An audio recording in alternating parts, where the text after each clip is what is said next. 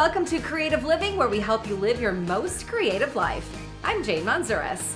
We've got a great show for you today, so let's take a look at what we have coming up. We talked to national journalist Paula Faris about finding your purpose. Sam the Cooking Guy updates us on adapting his restaurant during this time. And kids of the 80s, you won't want to miss our interview with former MTV VJ Alan Hunter. That and so much more on this episode of Creative Living. I am happy to welcome journalist and author Paula Ferris to the show. Paula, thanks so much for joining us.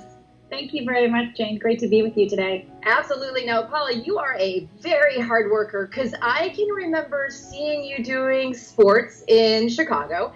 And then I remember you leaving and going to New York, and I was actually working in London. And obviously time zones are different. I would turn on the digital ABC channel, and there you were anchoring what appeared to be the middle of the night in the United States, blurry-eyed and all. And I said, wow, she works so hard. Hard work has always sort of been part of who you are, right?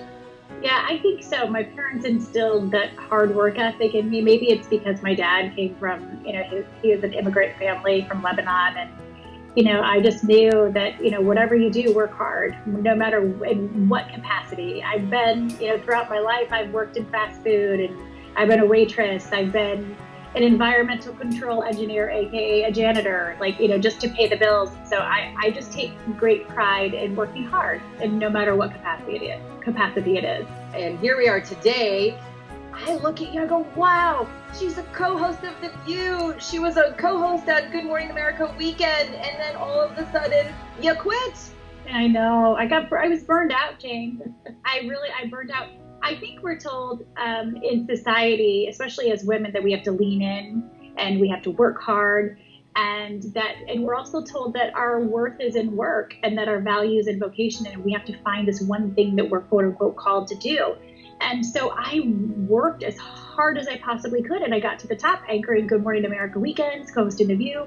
And then I looked around and I was like, my life's a disaster. I'm at a professional high, but a personal low. So what good is it for a man or woman to gain the world, but to lose their soul in the process? And so I knew I had to make some tough decisions. My relationships with my kids and my husband were suffering, and I'm a person of faith. My relationship with God was suffering. My health was suffering. And then I went through this season where I write about it in my book, where within 7 months I had 5 kind of freak things happen to me. I had a miscarriage with an emergency surgery. I had a concussion at work. Someone threw an object at my head, and I was concussed for 3 weeks. I was knocked out of work. The day I was cleared to go back to work, Jane, I get in a head-on car crash, then influenza, then pneumonia. And I just knew I had to slow down. So let's talk about your book, because all of these changes happened in your life.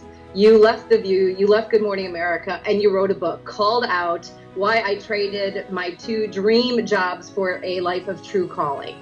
2 years ago when I walked away and I realized I was lost without this job, I was lost without doing, I was like, you know what? I felt on my heart, I need to write about this, because I think there are so many of us that we don't know who we are outside of what we do. And when that doing shifts in any capacity, then we don't know who we are. We're going to experience an identity crisis. That's what I did. I had a complete identity crisis. It's my story, but I also interview others, and then it's observations and anecdotes from other people who've misplaced their significance. Do you think it's possible for everyone to find their life's purpose and live through it in vocation? Yeah, I think so. But first of all, you have to you need to come up with a definitive purpose statement. My purpose statement, Jane, is I'm Paula Ferris. I'm a wife. I'm a mom. I love Jesus. I'm curious. I ask questions, and I am a champion of and challenger of people. That's who I am. That's never going to change regardless of a crisis, whether pandemic or personal. You come up with that purpose statement, and then you allow that to be your vocation, just the vehicle by which you're going to do that. But you have to come up with that purpose statement that doesn't have anything to do with doing. It's who you are, and it's what's never going to change about you. And then just need a paradigm shift. My vocation is just the vehicle by which I'm going to fulfill that purpose statement. I love the book. Paula Ferris, thank you so much. Thank you, Jane. Go Cubs. You all know Sam, the cooking guy, from his cooking show that airs right here on our network. Well, we had the chance to catch up with him to see how he's dealing with this difficult time. I'm Sam, the cooking guy. This show is about food that's big in taste and small in effort. Sam the Cooking Guy has been cooking on TV for 17 years. My partners who built the Little Italy Food Hall came to be first not because of the restaurant idea, but to be maybe the marketing face of the Little Italy Food Hall. So while we were exploring that relationship, I said one day, I've got this idea for a little taco shop.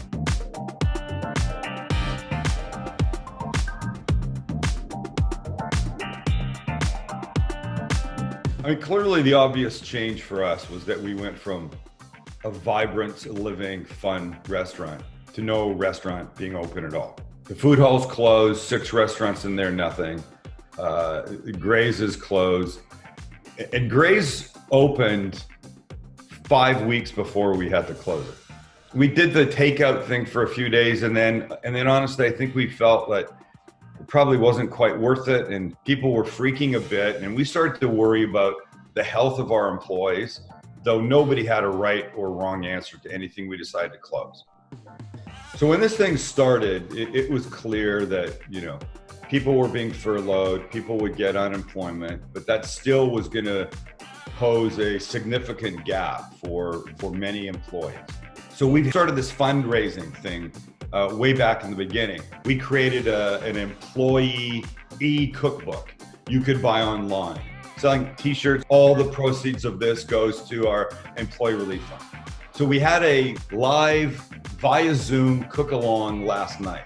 So look where the sausages now. It's about 75% of the way done. You got the ingredients and you could literally follow along with me while I made them. And so we raised money along the way. We encouraged people to buy the t-shirts, buy the book. We auctioned off a private dinner at Gray's for 4 people. We ended up making $15,000 last night. In fact, the dollars still today are coming in from people buying stuff on the website. And then we're gonna take a piece of our salmon. Gorgeous bottom top. It's great, and you feel this sense of responsibility to family. They really are. Nothing we made tonight took more than very long.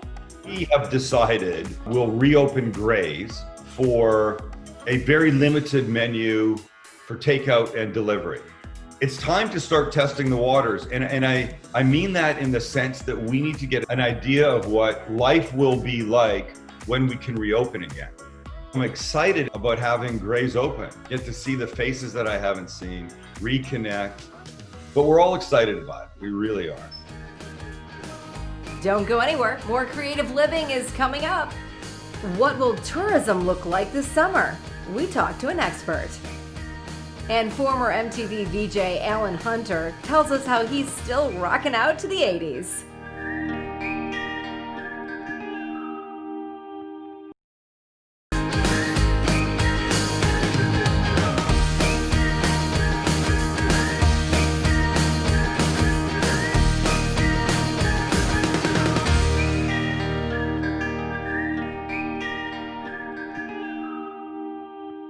The tourism industry has taken a hit nationwide, especially in states where tourism is at the heart of the economy. So joining us today is the president and CEO of the Arizona Lodging and Tourism Association, Kim Sabo. Hi, Kim. Hi, thank you for having me. How are you? That's great. Great to have you here. I mean, people really want to start getting out there now that all of the at-home restrictions are being lifted, but the family vacation is really going to look a little bit different this summer. What are people going to be, for the most part, looking for as they start to travel? Well, I think in light of the pandemic that has hit, one of the most important things is restoring that consumer confidence, so that families can feel that they're entering a safe and clean environment. Just last week, the Arizona Lodging and Tourism Association launched the AZ Safe and Clean initiative. And this is a program designed to rebuild consumer confidence and awareness about the lengths to which our hotels and resorts are going to meet safety and cleanliness protocols and establish that consumer confidence. And so is there a decal or something that someone might put on their window or perhaps on the website that a visitor could look for to say, okay, they've been certified? Yes, so there's a very extensive checklist that was compiled based upon all the national brand standards in collaboration with the CDC guidelines. So we offer a long checklist that goes through all sorts of protocols, and hotels and resorts can apply for it, do the self-assessment, and if they meet the criteria and comply with the checklist, we provide them with a decal that they can display on their website or at their front desk to show that they have met these cleanliness and safety guidelines. There's lots of drivable opportunities all over the state, but let's start with Lake Havasu and that area. Lake Havasu, what a fun place. Great place to explore. There's the beautiful water that you see, then the London Bridge itself. So just a great historic landmark to see. All of the boating and beach opportunities. It's just a fantastic place to visit. Families that want to have a staycation and stay close to home in the Valley, what can they do? We have so many fun hotels and resorts that are all-inclusive with great opportunities, amazing pool facilities, spas, amenities, world-renowned restaurants. So you can go, stay, and do everything right there on property. Another thing I'd like to highlight is the Odyssey Aquarium, something so unique and educational for the kids, located in an area with numerous resorts. So lots of opportunities out there. Let's talk about Southern Arizona, because there's some really exciting things happening in Southern Arizona, like the wineries. The wineries are fantastic, and Southern Arizona has some of the finest. In the Sonoyta, Elgin area, they're just magical. And they are growing and thriving. It's just beautiful, authentic Southwest culture. All right, Kim, any last minute advice for folks who may be considering traveling to Arizona for their summer getaway? Absolutely. I would encourage everybody to visit Arizona. We've got such beautiful treasures in every corner of the state. We also have great deals right now. So I encourage everybody, come discover Arizona. I love it. Kim, thanks so much for all the information. For more information on any of the destinations we talked about, just head to their website. Stick around. We have more coming up on Creative Living. MTV is approaching its 40th anniversary. We talked to one of the original VJs about that milestone. And a trip to Newport, Rhode Island to see their place in American history.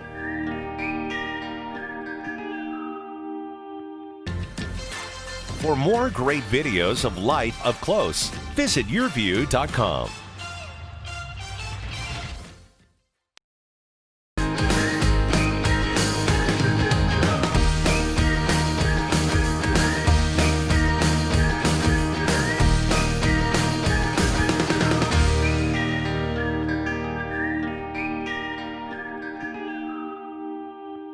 Well, if you're anything like me, growing up in the 80s and MTV went hand in hand. And our next guest was at the forefront of it all. He's one of the original MTV VJs.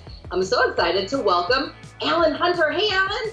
So good to be here, and what a great t-shirt. Oh, yeah. How many MTV t-shirts do you have?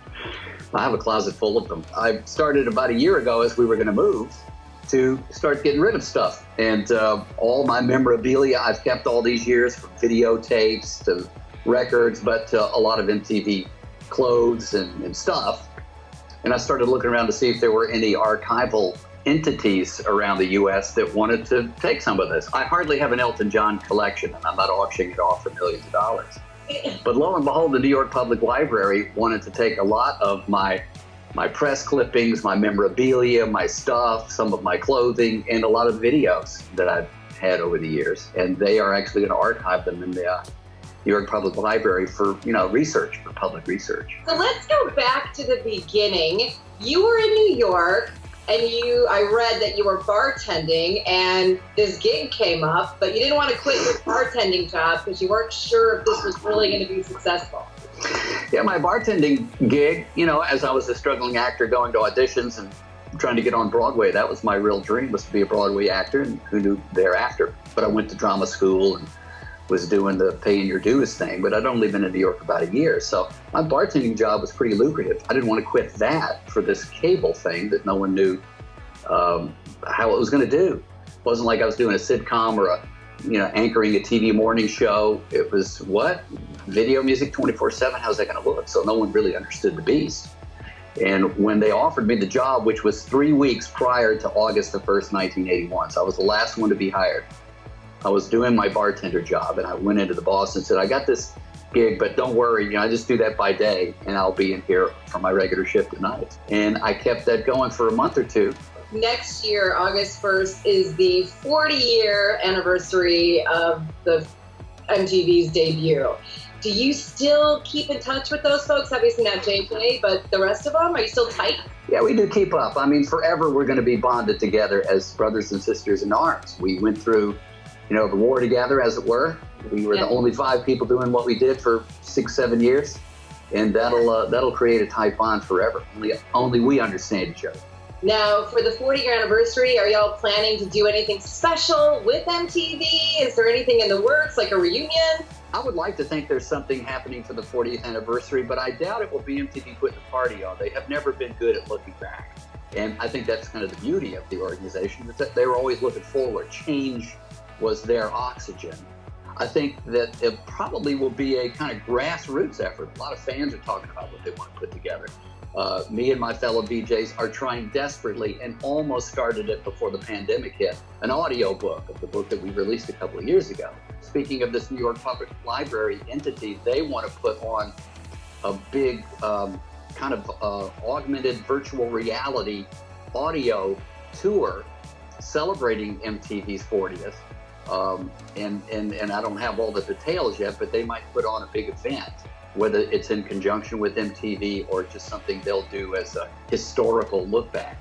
Looking back, how does it feel to be a part of something that shaped culture we know today? Not to compare us at all to astronauts, but I feel like it's something that was really was a paradigm shifter that we were a part of. And we will always be the first ones that did it. We wrote the handbook, as it were.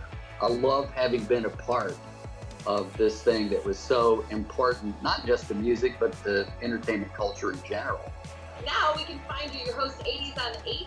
That's right, 80s on 8 and Classic Rewind, Channel 8, Channel 25 on Sirius XM.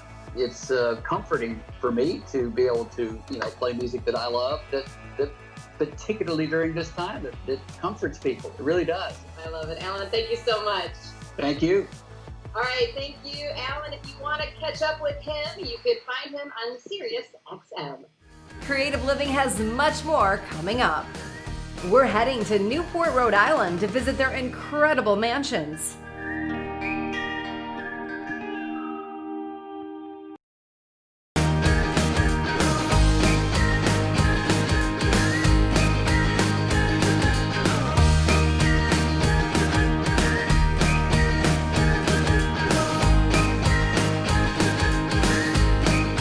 Mansions in Newport, Rhode Island are a true destination for visitors, and tours are now open at 2 of the spectacular homes, the Breakers and the Elms. So let's take a look at what the Elms has to offer. The importance of preserving 250 years of architecture here in Newport is immeasurable, because Newport is really a laboratory. If one is interested in American domestic architecture, this is the place to come. It's an immersion in architecture, and that's why I think the work of the Preservation Society in taking care of so many houses, 11 of them, is so important. The stories of the houses are the stories of the rich and powerful who built them, and the domestic staffs who made the houses operate. Without domestic staff, the houses were lifeless. Downton Abbey teaches us a lot about servant life in England. And some of the servants here were Newporters who came to work for the families, and then after the summer season was over would go back to their homes here in Newport, and then others were transported up from New York or Philadelphia. So there might have been as many as 27 domestic servants working on the inside of a house, and as many as 16 working on the grounds, handling the horses, handling the carriages. And so the domestic service living in the house was only part of the total domestic service staff. The early 1900s were a period when there was labor trouble everywhere, and Newport was not immune from it. As this article from the New York World from July 6, 1902 plainly indicates, the Elms had its own strike, and the Berwins had the standard response: they fired the entire staff. Domestic service was hard work and a hard way to make a living, but it had its rewards, especially for immigrants. This is an example of one of the really well-furnished servants' rooms that you'll see when you take the Servant Life Tour at the Newport Mansions. We're in what we believe was Nellie Lynch's bedroom, and Nellie Lynch was in service at the Elms for a number of years. And we know a great deal about her, so when you take the Servant Life Tour here, you're really going to get to know her from the memoirs of herself and her nieces. An important part of the quality of life for someone in domestic service was the quality of their own domestic facilities. And this one is an example of one of 3 that are on the servants' floor here at the Elms. Now, in the era when the great hotels were opening, like the Plaza in New York, if you've got a letter of recommendation from the Berwins or the Vanderbilts or the Astors saying you've been in domestic service for 18 years and I run the Plaza Hotel, you bet I want to offer you a job. There was tremendous upward mobility for people, not only there, but also in the great department store chains. This is Rudolph Stanish, who came to be known as the Omelet King, and he developed quite a reputation for making the perfect omelet, and it made him a national celebrity. In fact, here's a photograph with comedian Carl Reiner from the 1950s. If it can be said that the butler's pantry was the nerve center for any great house, then I guess the kitchen would certainly be thought of as the soul. And Chef Paul Pascal for many, many years presided over this incredible kitchen, very much like the kitchens in the great houses, not only of Newport, but New York and elsewhere. There are many, many more stories here at the Newport Mansions. Come visit us. Thanks so much for joining us here on Creative Living. We hope everyone stays safe and healthy. I'm Jane Manzuris, and I'll see you next time.